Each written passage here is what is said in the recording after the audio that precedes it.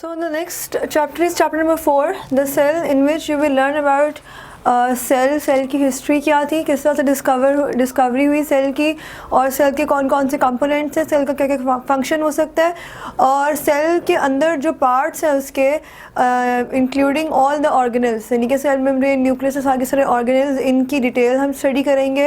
And in the end we will study about the difference in prokaryotic and eukaryotic cell. So basically starting with the emergence and implication of cell theory, कि किस तरह से cell theory, जो हम cell theory पढ़ते हैं उसके भी 3 पॉइंट्स हैं आपकी बुक में जो गिवन है, वो किस तरह से इमर्ज हुई और उसको उसकी इम्प्लीकेशन जो है दैट वाज डन. अब सबसे पहले discovery of cell, Robert Hooke है साइंटिस्ट का नाम, 1665 में उसने कॉर्क सेल्स जो है उसको ऑब्जर्व किए under microscopes. And he observed कि उस कॉर्क सेल के अंदर जो है वो स्मॉल हनी लाइक जो है वो स्मॉल हनी लाइक कंपार्टमेंट्स है विच ही नेम्ड एज सेल. तो बेसिकली सेल की इमर्जेंस वहाँ से हुई. उसको बिल्कुल नहीं पता था कि सेल के अंदर न्यूक्लियस भी होता है, या सेल के अंदर कोई डिफरेंट ऑर्गेनल्स भी मौजूद है, या सेल की कोई मेम्ब्रेन होती है, something like that. He just observed the presence of cells and named it as a single cell. अब उसके बाद जो है with the passage of time इस पे जो है वो कोई इतनी ख़ास एम्फेसिस नहीं हुआ, कोई ज़्यादा काम नहीं हुआ. लेकिन अच्छा हाँ, इसकी इस वाली ना पब्लिकेशन को माइक्रोग्राफिया कहा जाता है. उसके बाद नेक्स्ट जो है वो लॉरेंस ओकन वाला साइंटिस्ट इन 1885, इसने आइडिया दिया था that all living things originate from और कंसिस्ट ऑफ लिविंग सेल्स, यानी कि जितने भी लिविंग सेल्स हैं या जितनी भी लिविंग थिंग्स हैं they originate from living sales. ऐसा नहीं है कि कोई नॉन लिविंग थिंग्स से ओरिजिनेट कर रहा है, सबका जो ओरिजिन है that is also living in nature. उसके बाद नेक्स्ट हमारे पास आ जाता है discovery of nucleus.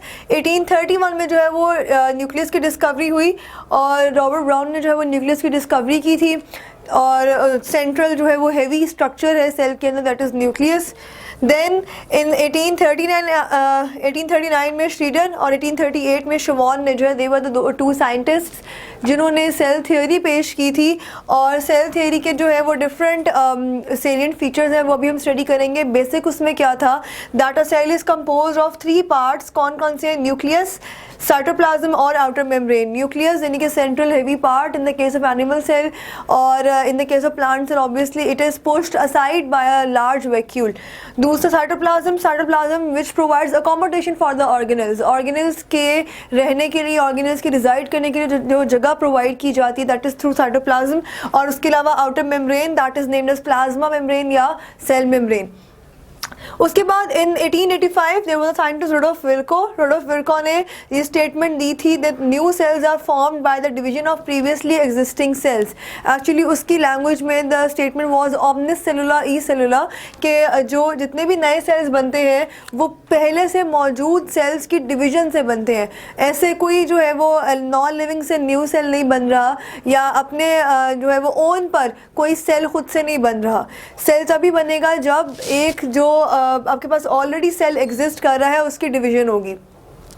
Then in 1880 scientist name August वेजमैन, उसने ये कहा था दैट जितने भी लिविंग सेल्स हैं या लिविंग ऑर्गेनिजम्स हैं they have a common origin. मतलब ये कि इन सब का जो एंसेस्टर है वो कॉमन है. क्यों कॉमन है? Because there were so many similarities between the different organism different है, जेनरा डिफरेंट है, स्पीशी डिफरेंट है, लेकिन somewhat they were having some similarities. तो यहाँ तक जो डिफरेंट साइंटिस्ट का कॉन्ट्रीब्यूशन है वो हमें पता चला. इसके बाद जो श्लीडन एंड शवॉन ने अपनी सेल थ्योरी दी थी उसके जो है वो 3 पार्ट्स जो हैं they have been discussed. First point था that all organisms are composed of 1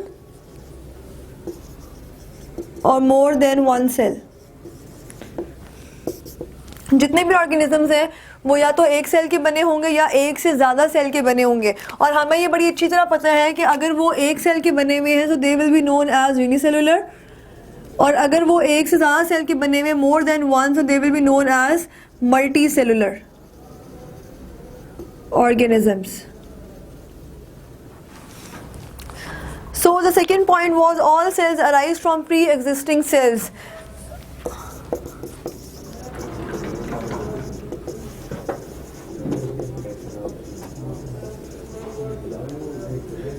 जितने भी सेल्स हैं they are arise from preexisting cells. ये जो आइडिया ना that was a bit different. That means के जिस वक्त ये बात हुई थी कि जो रोडोल्फ विर्को है उसने ये बात स्टेट की थी ऑमनी सेलुला ई सेलुला कि जितने भी new cells they are form by the division of previously existing cells. और हम सेल थ्योरी में भी पढ़ रहे हैं कि ऑल सेल्स जो है दे arise from preexisting sales. इसका मतलब ये है कि जो एक उस वक्त आइडिया था ए बायोजेनेसिस का, because at that time there was a debate on the two basic processes, abiogenesis और दूसरा था हमारे पास बायोजेनेसिस। तो abiogenesis का मतलब था that all the organisms नहीं, actually organisms can arise from non-living things। और बायोजेनेसिस का मतलब था that organisms can only arise from the living things, the living cells। तो जो साइंटिस्ट था Louis Pasteur, that was in favor of this biogenesis idea। तो जब रोडोल्फ विर्को की भी ये स्टेटमेंट थी और लुइस पास्चर की भी यही स्टेटमेंट थी that living cells only can be arise from living cells या living things. So that was a idea जो कि एक कॉमन था। तो that was also in the support of Louis Pasteur theory of biogenesis. तो हम जो है सेल थ्योरी में भी यही पढ़ते हैं कि जो भी लिविंग सेल्स हैं वो अराइज करते हैं पहले से मौजूद सेल्स से, मतलब सेल्स डिवाइड करता है and then obviously new cells जो है वो बनते चले जाते हैं। एंड उसके बाद cell is the basic structure, ठीक है, स्ट्रक्चरल यूनिट भी यही है बेसिक, और फंक्शनल यूनिट भी सेल है। स्ट्रक्चरल यूनिट क्यों? क्योंकि जब भी एक ऑर्गेनिज्म, कोई भी ऑर्गेनिज्म का जो स्ट्रक्चर है, जो उसकी बॉडी है, उसका यूनिट भी सेल है, और वो बॉडी जिस तरह से काम कर रही है, जो उसका फंक्शन है, उसका भी जो यूनिट है that is also cell. So the lecture is complete यहाँ तक। Then we will be starting next topic.